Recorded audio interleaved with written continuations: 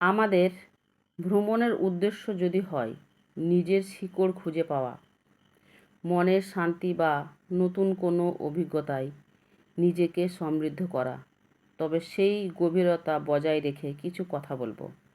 তার আগে বলে নিই, তোমাদেরকে বলেছিলাম যে কোথায় একটা ঘুরতে যাচ্ছি।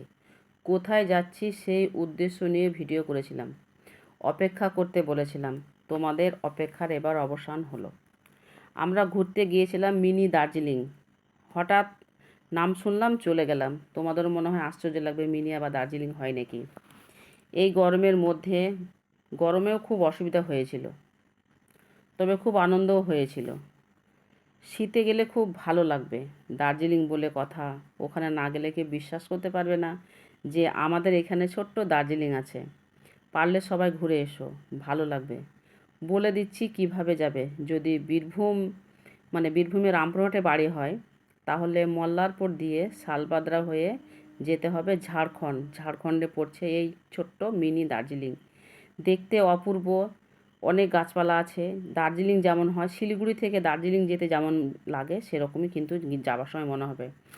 আর যদি কলকাতা বা অন্য কোনো জায়গায় বাড়ি হয়, তাহলে রামপুরহাটে নামতে হবে যদি ট্রেনে আসো। তারপরে মল্লারপুরে যেতে হবে, তারপরে গাড়ি ভাড়া করে যেতে হবে 4 চাকা নিয়ে। কেউ যদি ভাবে যে 2 চাকা নিয়ে যাব তো খুব ভালো কথা, যেটা খুশি। আর একটা কথা বলি, শোনো, ওখানে সেরকম গাড়ি রাখার কোনো জায়গা নেই, রাস্তায় রাখতে হবে। মানে ওখানে সেরকম তো মানে কেউ তো যায় না, কেবল তো লোক যেতে শুরু করেছে। অনেকজনে যাওয়া হয়ে গেছে, অনেকেই যায়, কিন্তু গাড়ি রাখার জায়গা নেই। 4 চাকা রাখা তো জায়গা নাই, রাস্তার ধারে রাখতে হবে। ছোট বা সরু রাস্তা, সে রাস্তায় কিন্তু গাড়ি রাখতে হবে।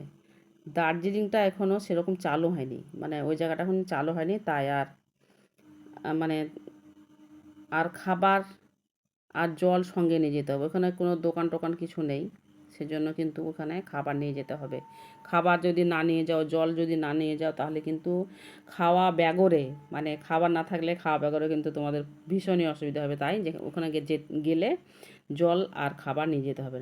ঠিকানা বলে দিলাম, এবার তোমরা সাঁই করে চলে যাবে। তোমাদেরকে বলে দিলাম ঠিকানা, তোমরা এরকমভাবে যাবে। তারপরে আসি আসল কথায়। কখনো কখনো আমরা ঘোরার জন্য ঘুরি না, বরং নিজের সত্তাকে নতুন করে খুঁজে পাওয়ার জন্য বেরিয়ে পড়ি।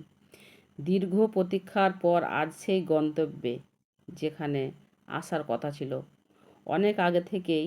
এই যাত্রায় পেছনে কেবল পাহাড় বা সমুদ্র দেখার মোহ ছিল না, ছিল এক গভীর উদ্দেশ্য।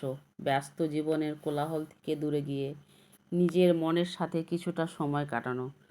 প্রতিটি মাইল ফলক যেন নতুন এক গল্পের কথা বলছে। এখানে এসে মনে হচ্ছে গন্তব্যের চেয়ে ভ্রমণের উদ্দেশ্যটি ছিল বেশি সুন্দর। প্রকৃতির এই বিশালতার সামনে দাঁড়িয়ে নিজেকে খুব ছোট মনে হলেও মনের ভেতরে এক অদ্ভুত পূর্ণতা অনুভব করছি।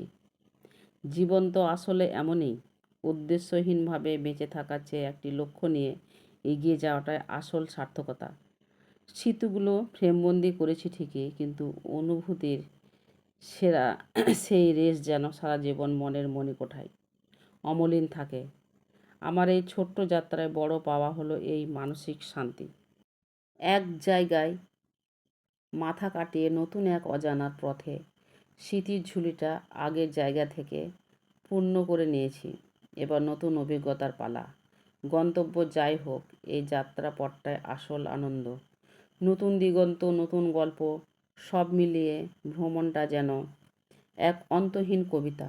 পুরনো স্মৃতি পেছনে ফেলে রেখে নতুন গন্তব্যের টানে, এক শহর থেকে অন্য শহরে, এক পাহাড় থেকে অন্য পাহাড়। আমার এই পথ চলাতেই শান্তি। পরবর্তী স্টপেজ কোথায়, চলো দেখা যাক। জীবন তো আসলে একটা স্টেশন, এক স্টেশন থেকে অন্য স্টেশনে যাওয়ার নামান্তর।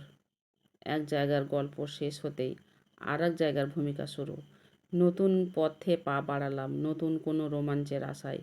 পৃথিবীটা বড় সুন্দর, আর দেখার তৃষ্ণাটাও অনেক বেশি।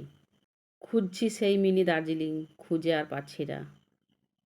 পাহাড়টাও পাচ্ছি না। আস্তে আস্তে আস্তে কিন্তু সেই পাহাড়টা কিন্তু আমাদের কাছে চলে আসলো। দেখো, দেখতে পাবে দূরে এই যে ছোট্ট একটা পাহাড় সাইডে কিন্তু আছে। আস্তে আস্তে সেই আসল দার্জিলিং, মিনি দার্জিলিংটা কিন্তু চলে আসবে। আমরা কিন্তু খাবার নিয়ে গেছিলাম রান্না করে। তোমাদেরকে বলে রাখি, ওখানে তো কোনো হোটেল নেই, খাবার নেই। ভাত রান্না করে নিয়ে গেছিলাম, দুপুরে গেছিলাম। ভাত ছিল, জল ছিল, সব কিছু ছিল। বাচ্চা ছিল, বাচ্চার জন্য খাবার নিয়ে যাওয়া হয়েছিল। তার জন্য ফল, তার জন্য খাবার। ছোট বাচ্চা যেমন খাবার হয় সেরকম তোমরা যখন যাবে খাবার দাবার সব সঙ্গে করে নিয়ে যাবে। গাড়ি নিয়ে যাবে, গাড়িকে হয়তো রাস্তার একটা সাইডে রাখবে। ওখানে কিন্তু কিচ্ছু নাই, কোনো গাড়ি রাখার ব্যবস্থা নাই, কোনো সাইকেল রাখার ব্যবস্থা নাই। শুধু রাস্তার চারিদিকে শুধু জঙ্গল। তো আমরা শেষ পর্যন্ত পৌঁছে গেলাম, দেখো সেই দার্জিলিংয়ে, মিনি দার্জিলিংটা একবার দেখো। ছোট্ট করে দেখালাম আমি, তোমরা এসে ভালো করে দেখে যাবে। তো ভিডিওটা কেমন হয়েছে অবশ্যই কমেন্ট করে জানাবে, আর পারলে একবার ঘুরে যেও। আমরা কিন্তু সঙ্গে গাইড এনেছিলাম, একটা দাদা একটা বৌদি এসেছিল, তারা আমাদেরকে রাস্তাটা সব দেখিয়ে দিয়েছিল। তো ধন্যবাদ সবাইকে ভিডিও দেখার জন্য, সবাই ভালো থেকো।